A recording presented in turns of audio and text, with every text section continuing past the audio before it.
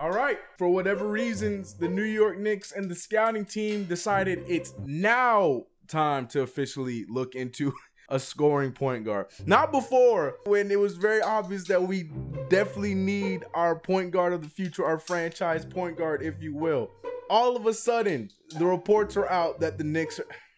So, of course, with all that being said, we all know the #1 point guard that every finger is pointing towards, because mock drafts have him landing towards us. And, well, just the situation where we saw the video on TMZ where his dad is saying he wants his son to be on the New York Knicks. So, you guys knew it was coming, and today I am making the video. This is my LaMelo Ball video. Run the intro.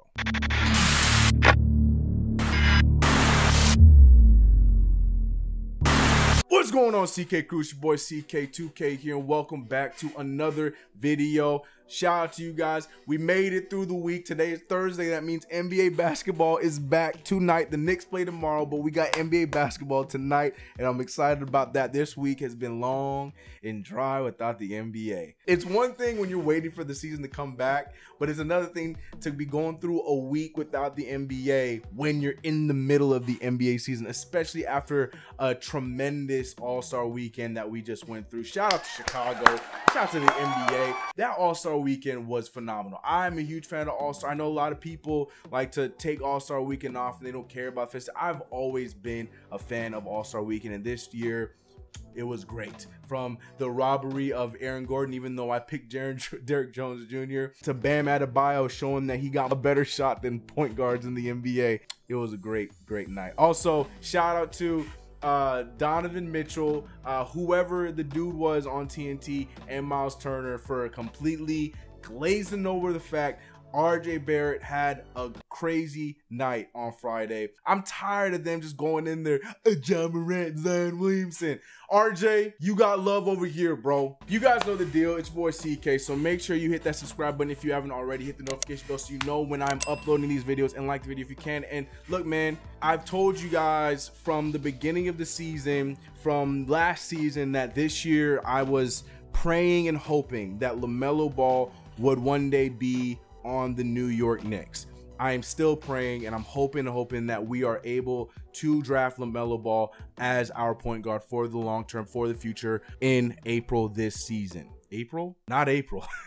We won't be playing basketball in April. I know I have my people who are highly against him for many reasons, whether it is his basketball game or whether it's his dad. And I know that as time has gone on, people have been understanding and seeing his game and think that, you know what, LaMelo Ball might be the best person for the job. But the point of the matter is, I have said that LaMelo Ball is the guy I wanted, and I've been talking about him for years coming on to this draft. And I've told you that this video was coming, and here it is. This is my LaMelo Ball video. Basically, my goal here is to hopefully sway any of your opinions. Whether, I'm not trying to say whether you don't want LaMelo Ball or not. I'm here to make you want LaMelo Ball. That's not what I'm doing. I'm just here to sway your judgment, sway your opinion towards LaMelo Ball just a little bit. But again, just my opinion, people. I am not a professional scout. I am just another one of you guys, a fan that loves the New York Knicks. So I just want to give my 2 cents on LaMelo Ball. LaMelo Ball is a 6'7", 181-pound point guard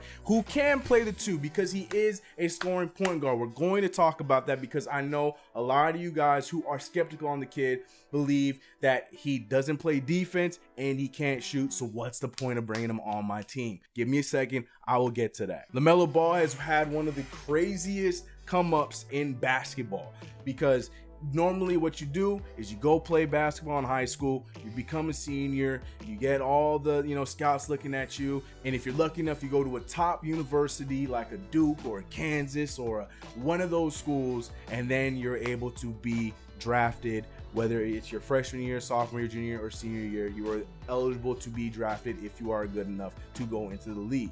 LaMelo Ball's career has been nothing like that. We know that LaMelo Ball was he wasn't even a freshman when he was playing up with his bros at Chino Hills. He was 13 years old, playing up. LaMelo Ball had been playing up his entire life from 6 years old. LeVar, if you're watching this, correct me in the comments below if it's even earlier than that, man. LaMelo Ball's always played against guys way older than him. I remember going into the gym and seeing this kid next to Lonzo and LiAngelo. And at the time, LiAngelo, like, now it's fun to clown on LiAngelo Ball for some of you guys, but at that time, LiAngelo Ball was a walking bucket. So going in there, you knew LiAngelo was, of course you knew Lonzo was. It was his junior year, but then you see their little bro who's like 13 years old, and he's their starting point guard. Not just a point guard on the team because he's a little brother, he's their starting point guard, and he's out there running circles against other players. And it's just like one of those things like, yo, this is insane, especially in the time of the Julian Newmans and stuff like that, where you see people amping up these kids when they're clearly not that good. This kid was the real deal, and he continued to be the real deal all the way up until his brother Lonzo graduated. He did get to play with his bro LiAngelo in LiAngelo's senior year, where they went off to have another great year. Unfortunately, they didn't win the state like they did with Lonzo, and that's the one thing Zoe could have over Melo Angelo's head.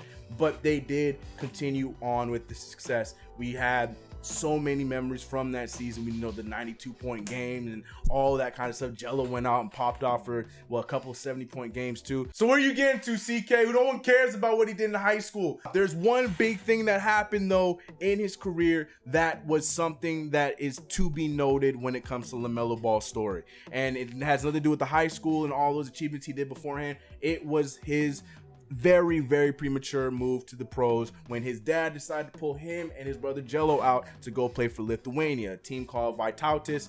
I don't know the Prieni Vytautas. I don't know. I know I'm saying Vytautas right because I'm killing that. But he went over there and he was everything but what you expected.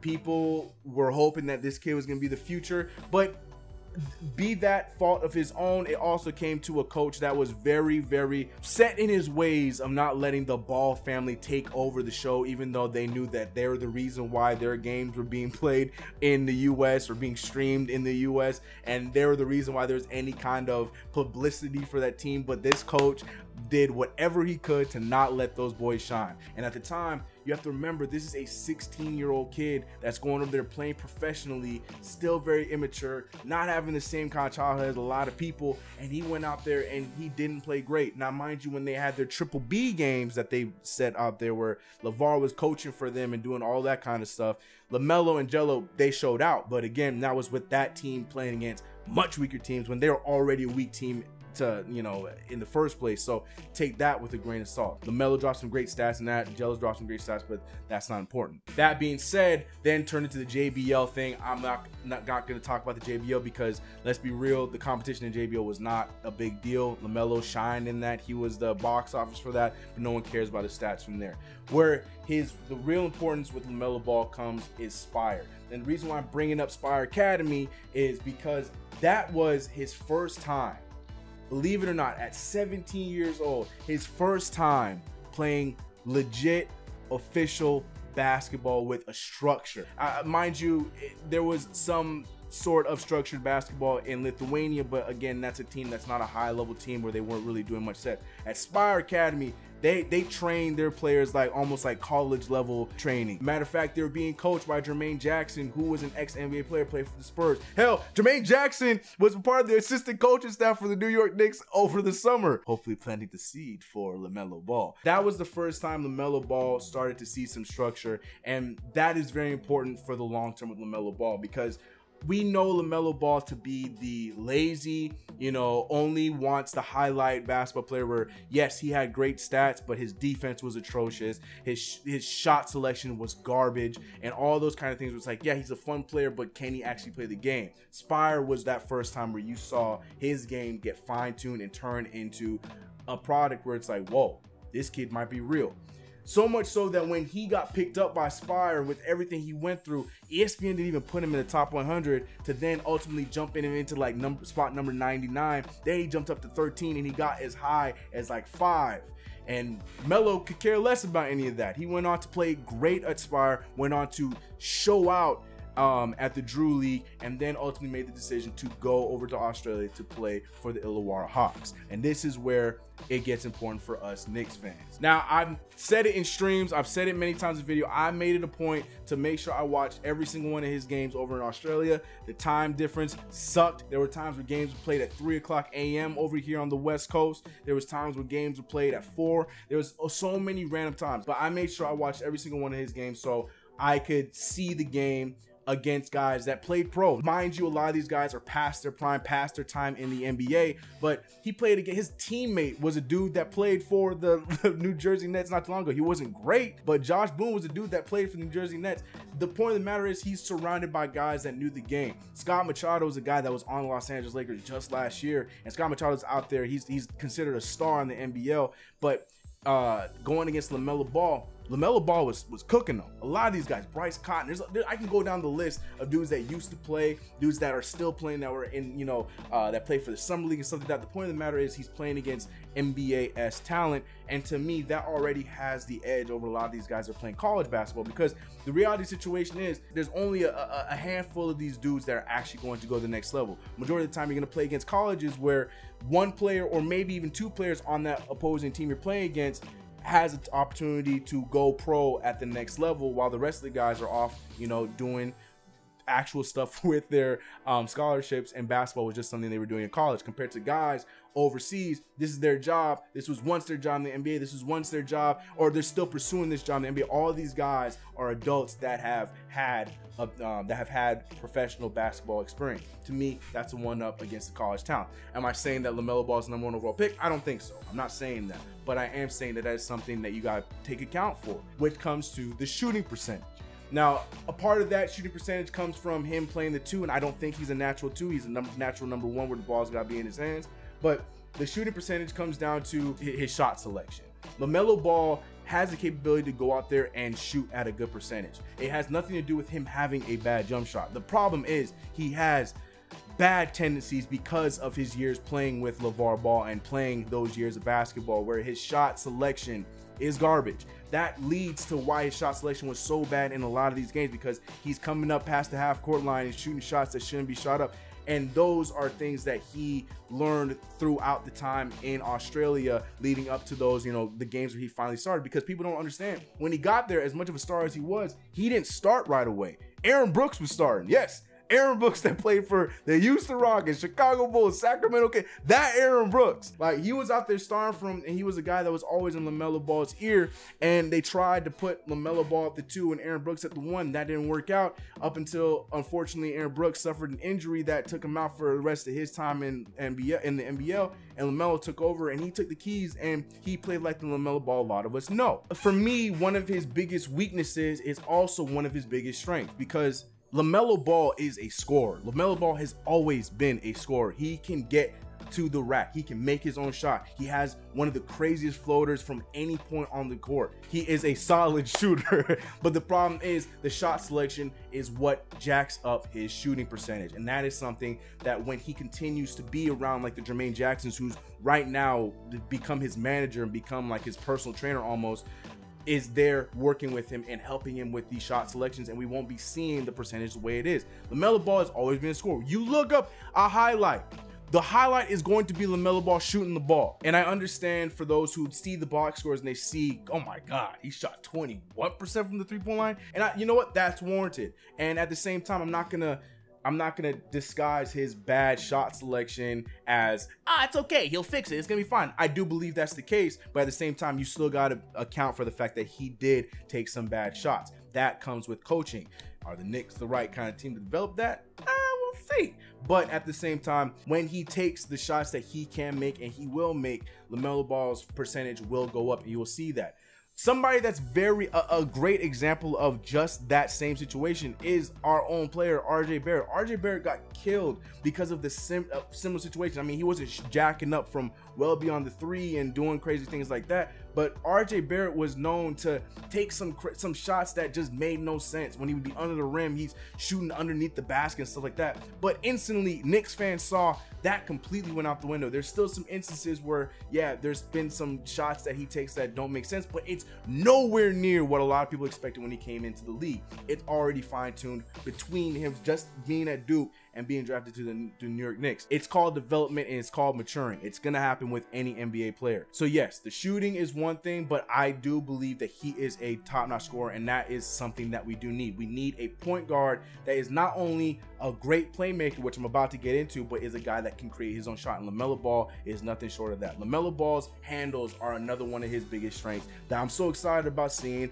at the next level. Well, hopefully it's with us. This is my video about hoping that the Knicks pick up LaMelo Ball, but if his handles are one of the things that make his game so next level. It doesn't matter if he is at the top being pinned. It doesn't matter if he's being double teamed. LaMelo Ball is one of those guys that always has the ball on the string, and that's only something that's going to continue to improve as he gets better in the NBA. And if he's already has elite handles right now at 18 years old, that's something that just continues to improve. These are things that you cannot sleep on, especially the next thing. His biggest strength is his IQ and playmaking abilities. LaMelo Ball is it's almost like his brother Lonzo, and I know it gets slept on because everybody was so focused on his jump shot, but Lonzo Ball is one of the highest IQ, best playmakers in the NBA right now, and LaMelo Ball is not very far away from what Lonzo's doing right now in year 3 at 18 years old. LaMelo Ball is one of those guys that has his head towards the rim, and he already knows what's gonna happen next before he even makes his next move. He's always aware of wherever anybody is on the court, and that is a plus at that point guard position, because we're in a league now where you want your point guard to do more than just move the basketball. He can do a lot of those things. He can rebound. Look at his rebounding numbers. He's high assist number. The triple doubles speak for themselves. LaMelo Ball is a high IQ kid, even though he's a kid, and IQ only improves the older you get and the more you mature. I'm not going to be completely biased and not talk about his minuses, not talk about his weaknesses. Now, I did mention the scoring, or I didn't mention the shooting, and the shooting still needs to improve. I'm not saying he's already a great shooter because his form is not conventional. It does end with the goose. That's what's most important. It was the same thing with Lonzo Ball, but it's something he ultimately had to completely fix to where now it's coming from here rather than coming from here. Melo has a kind of thing where the ball is where it's supposed to be, or the hand is where it's supposed to be underneath to give leverage, but he's almost like doing it with two hands, but it ends with a goose. So that's something that will definitely be worked out and be fixed throughout time in the NBA. I'm not too worried about that, but that is definitely something to have of some kind of concern. For now, it will get fixed. It's the NBA. Shots get fixed. The two biggest negatives to me is that same maturity as well as the defense. LaMelo Ball, like I said, has not played or learned any kind of structured basketball until he went to Spire Academy when he was 17 years old. He's played basketball all these years, but he didn't even know what a three-man weave was. That is a red flag. That is a negative. That is something to be worried about.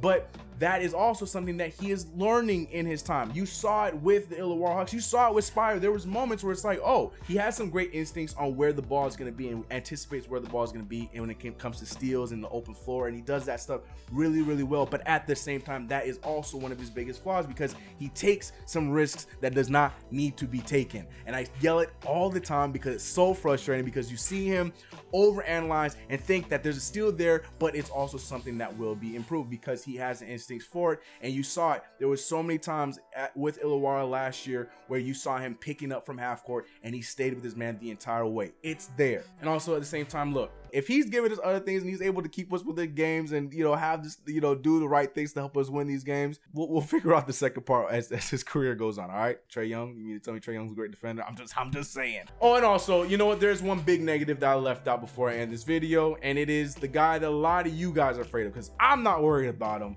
But it's Papa Ball, Mr. LaVar Ball. Is what he says in the media, is it going to be enough to take his game off? Is it all the blah, blah, blah, blah, blah. LaVar Ball, yes, it will be a lot of unnecessary attention towards the team. The Los Angeles Lakers saw that as well. But to me, I've said it from as the minute LaVar Ball became the LaVar Ball everybody knows. LaVar Ball is a dad that says his opinion, and it's up to the listener to determine whether they are going to take that opinion to heart. It is his opinion, just like this video is my opinion. I'm not gonna sit here and say LaMelo Ball is the greatest basketball player of all time, but I do believe that this kid is a guy that we should be drafting. That is my opinion. It's up to you to decide how you want to take my opinion, and the same goes for LeVar Ball. So for me, yes, it is a negative that he will be in the tabloids. He will be, you know, people are going to do whatever they can to get a negative answer on LeVar Ball so they can blow that up and put it in the Knicks' face, and it's something that's going to happen. That is unfortunate, but it's not enough for me to not take this gamble. All in all, LaMelo Ball, to me, has that it factor. He has that capability of being such a great player, and there's so many things I'm missing out. Like, I didn't even mention his transition play. He's one of the best point guards in transition play, especially you put him next to RJ Barrett. God, imagine him and Mitchell Robinson. Like, there's so many situations with LaMelo Ball that'd be a lot of fun to watch. His pick and roll play is great. There's so many things I have not mentioned, both negatively and positively, and I'm sure that the comments are going to let me know negatively and positively the things that I left out. But this is my LaMelo Ball video. This is my ode to Melo, hoping that the New York Knicks do go that, or it's not about the Knicks, it's more so about the lottery balls landing where we had the ability to draft this guy, and this is why I believe this guy is the guy that the New York Knicks should draft. But that's my opinion, people. This is who I want in the draft, LaMelo Ball. But let me know who you guys want in the draft, why you wouldn't want LaMelo Ball, why you do want LaMelo Ball, or why you want whoever it is you want in the draft. Let me know all your thoughts in the comments below. I appreciate you guys. If you made it this far in the video, I want you to put a hashtag let's get it, so I know that you are a real one and you are a real supporter of the CK crew, and you made it this far in the video. Let me know all your opinions in the comments below. It's me, your boy CK2K. I'm gonna catch you guys in the next one. If you haven't already, hit the subscribe button, hit the notification bell. You know what it is. Like this video. Much love, everybody. New video coming soon. I got another fun one coming for you guys soon. Your boy CK, I'm out. Peace. I fumbled those words, but it's whatever. Run the outro. Feeling like I won the lotto. Always taking trips with a new chick, asking where the time goes. And I wonder if this is all I'll know.